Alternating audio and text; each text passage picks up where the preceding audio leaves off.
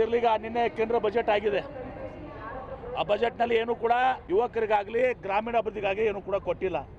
ಅತ್ಯಂತ ಪ್ರಮುಖವಾಗಿ ನೀವು ವಿಜಯಪುರ ಜಿಲ್ಲಾ ಪತ್ರಕರ್ತರು ಇದನ್ನು ಸದಿರಿ, ಇವತ್ತು ಅನೇಕ ಹೈ ಸ್ಪೀಡ್ ರೈಲ್ ಕಾರಿಡಾರ್ಸನ್ನು ಮಾಡಿದ್ದಾರೆ. ಚೆನ್ನೈ ಬೆಂಗಳೂರು ನಮ್ಮದು ಸ್ವಲ್ಪ ಇದೆ ಅಲ್ಲ, ಈಗ ನಮಗೆ ಬೆನಿಫಿಟ್ ಆಗಂಗಿಲ್ಲ. ಬೆಂಗಳೂರು ಹೈದರಾಬಾದ್ ಅಲ್ಲಿನೂ ಕೂಡ ನಮ್ಮ ಸ್ವಲ್ಪ ಹಾಯ್ದು ಹೋಗ್ತದೆ. ಏನು ಆಂಧ್ರ ಪ್ರದೇಶಕ್ಕೆ ಅವ್ರಿಗೆ ಅದು ಉಪಯೋಗ ಆಗ್ಲಿಕ್ಕೆ ಮಾಡಿದ್ದು, ಆದರೂ ಕೂಡ ನಾವು ಸ್ವಾಗತ ಮಾಡ್ತೀವಿ.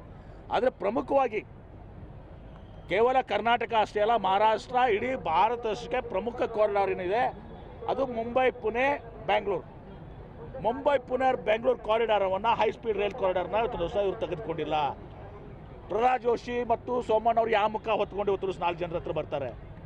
It's very very important corridor. ನೀವು ಅರ್ಥ ಮಾಡ್ಕೋಬೇಕು ನೀವು ದಯವಿಟ್ಟು. ನಾನು ಇನ್ನೇನು ಕೂಡ ಅದನ್ನೇ ಹೇಳಿದ್ದೀನಿ.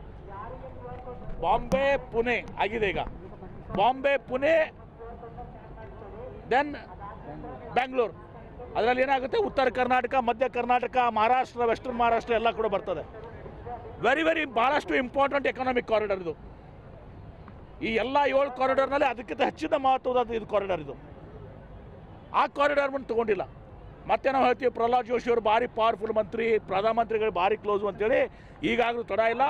ಇವತ್ತು ನಾನು ವಿಶೇಷವಾಗಿ ಇದರ ಒಂದು ಆಂದೋಲನ ಆಗಿ ಮಾಡ್ತೀವಿ. ನಾವು ಎಲ್ಲ MPಸು, ಮಹಾರಾಷ್ಟ್ರ MPಸು, ಕರ್ನಾಟಕ MPಸು ಎಲ್ಲರೂ ಕೂಡ ಇವತ್ತೊಂದು ದಿವಸ ಈ ಕಾರಿಡಾರನ್ನು ಎಲ್ಲಿವರೆಗೆ ಮುಂಬೈ ಬೆಂಗಳೂರು ಕಾರಿಡಾರ್ ಇನ್ಕ್ಲೂಡ್ ಆಗೋದಿಲ್ಲ ಅಲ್ಲಿ ತನಕ ನಾವು ಭಾಳ ದೊಡ್ಡ ಪ್ರಮಾಣದಲ್ಲಿ ಈ ವಿಷಯದಲ್ಲಿ ಜನಜಾಗೃತಿ ಹೋರಾಟವನ್ನು ಮಾಡ್ತೀವಿ.